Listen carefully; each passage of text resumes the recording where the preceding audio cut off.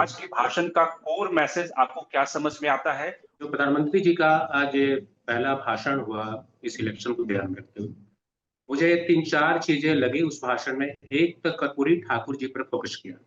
हुँ, इस फोकस का मतलब ये था कि कर्पूरी जी जैसे सामाजिक न्याय के पुरोधा थे और बिहार में जो रिजर्वेशन की शुरुआत की गई वो कर्पूरी ठाकुर जी के द्वारा की गई।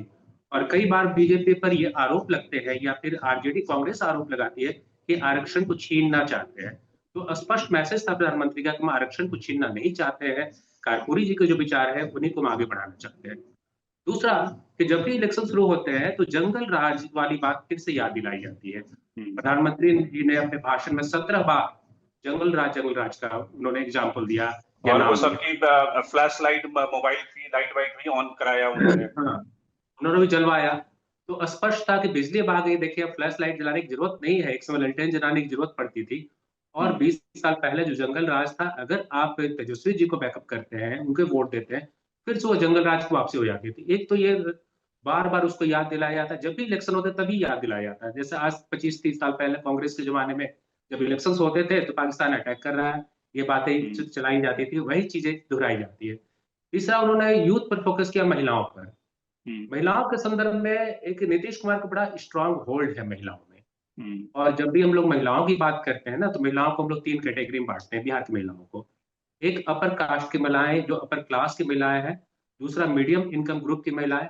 और तीसरी, लोअर इनकम ग्रुप की महिलाएं। जो अपर कास्ट या अपर क्लास या अपर इनकम ग्रुप की महिलाएं हैं, वो एक तरह से इंडिपेंडेंट वोटर नहीं है।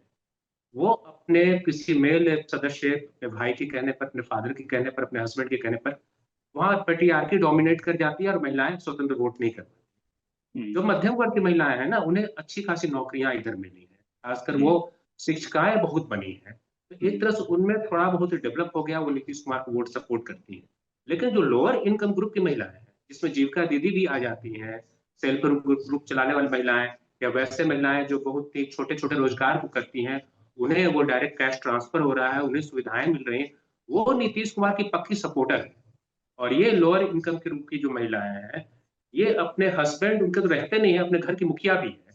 तो एक तरह से बिल्कुल। वो डिसाइड करती है कि हमारा वोट किसे जाना चाहिए, और वो करती है। तो महिलाओं में एक बड़ा स्ट्रांग होल्ड है, और इस स्ट्रांग होल्ड को और कंटिन्यू करने के लिए प्राइम मिनिस्टर ने अपनी बातों को रखा है।